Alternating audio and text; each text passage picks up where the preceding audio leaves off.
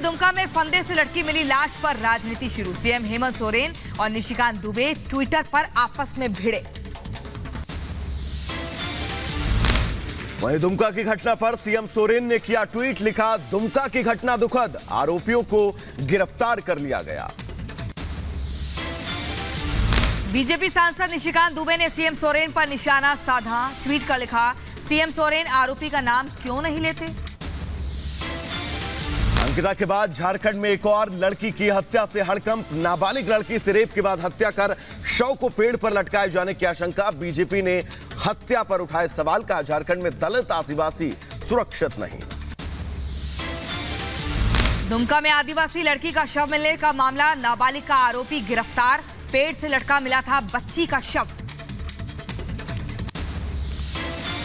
BJP विधायक दल के नेता बाबूलाल मरांडी आज दुमका में नाबालिग लड़की के परिजनों से करेंगे मुलाकात। राज्य में कानून व्यवस्था पर उठाए सवाल। मरांडी ने सीबीआई जांच की भी मांग की। झारखंड सरकार पर बीजेपी प्रवक्ता प्रतुल शाहदेव का निशाना, कहा झारखंड में बेटियों की इज्जत लूटी जा रही और पूरी सरकार रायपुर में अय्याशी में डूबी हुई है। देखिए, झारखंड में बेटियों के साथ, आदिवासी बेटियों के साथ खासकर बलात्कार की घटनाएं निरंतर बढ़ती जा रही हैं और पूरी की पूरी सरकार जो है वो रायपुर के एक 7 सितारा रिजॉर्ट में अय्याशी में जुटी हुई है। देवघर एटीसी मामले पर केंद्रीय मंत्री ज्योतिरादित्य सिंधिया का बयान, कहा पूरी तरह से तहकीकात के बाद ही सही बात रखी जाएगी सभी के सामने। झारखंड में बीजेपी सांसदों समेत 9 लोगों के खिलाफ एयरक्राफ्ट लेने जाने के मामले में एफआईआर पर मंत्री का बयान।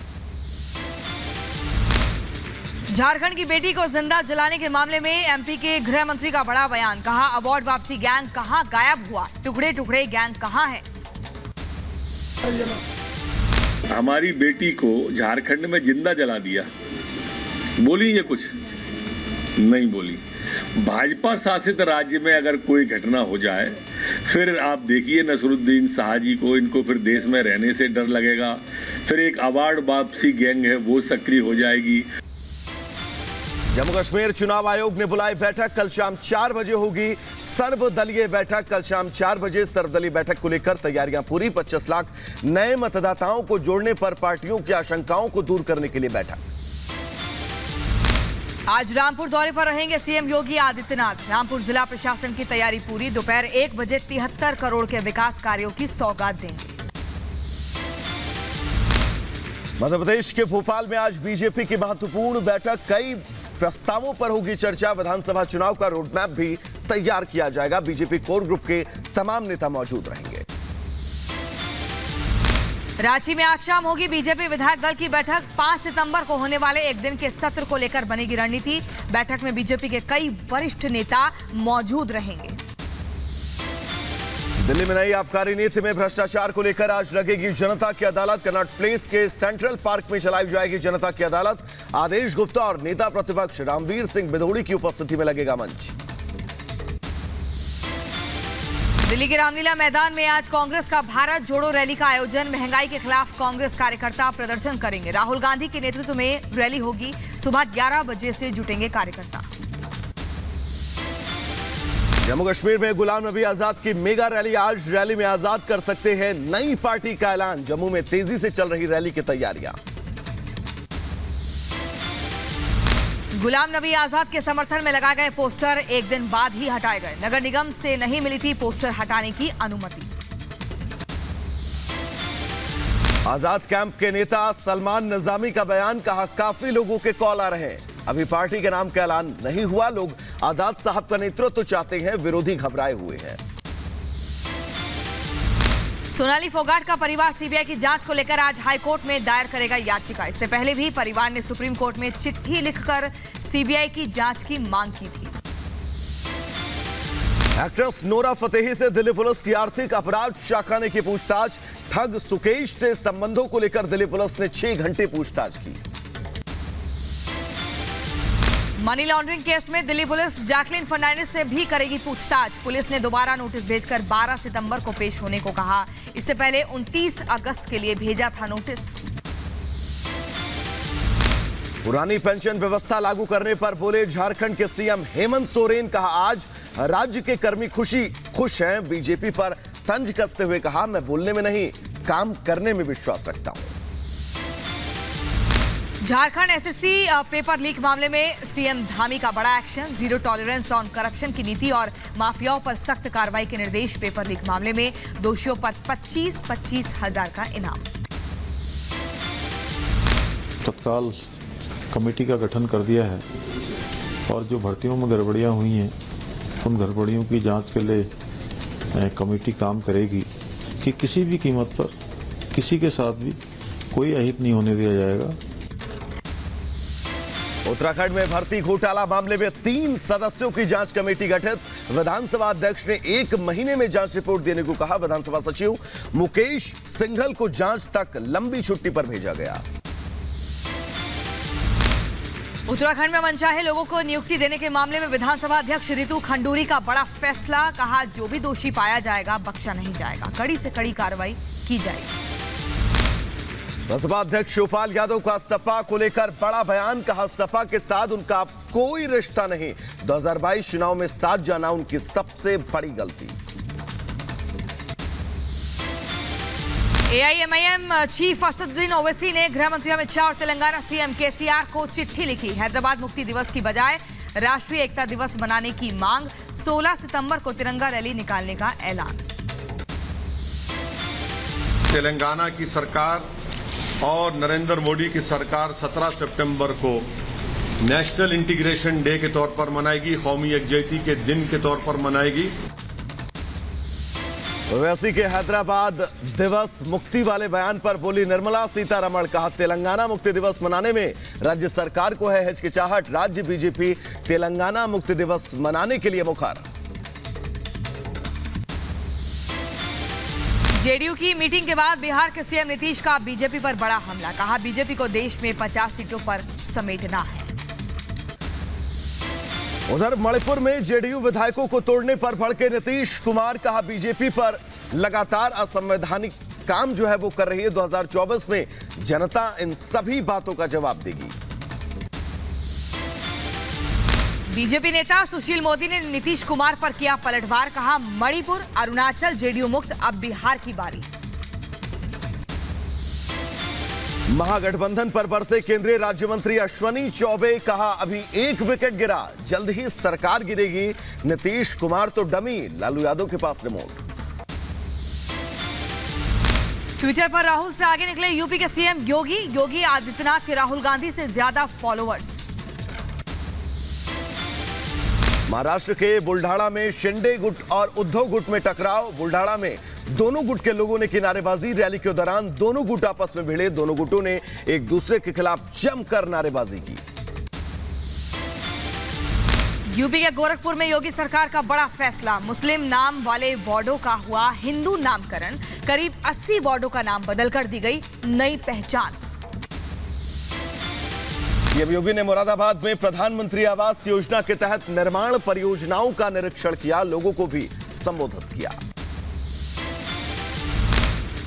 सीएम योगी आदित्यनाथ ने मुरादाबाद में जनसभा को संबोधित किया। कहा सही दिशा में जो भी कदम बढ़ाए गए उसके अच्छे परिणाम आ रहे हैं।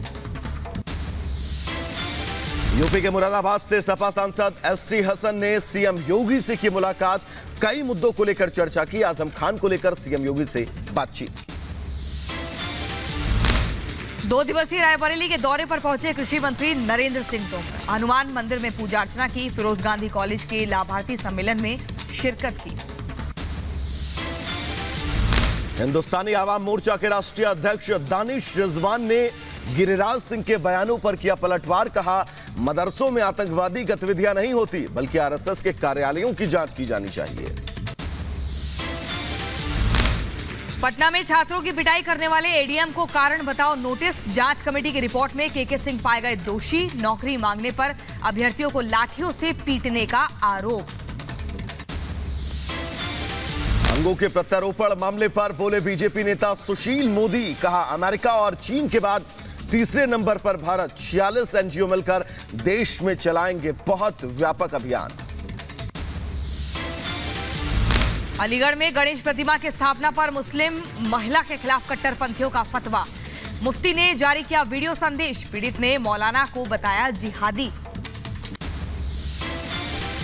यूपी के अलीगढ़ में मुस्लिम युवती की गणपति पूजा पर बीजेपी प्रवक्ता राकेश त्रिपाठी का बयान। कहा, भारत का संविधान इजाजत देता है कि कोई भी व्यक्ति किसी भी पूजा में हिस्सा ले। संविधान की अवहेलना करना किसी का अधिकार नहीं।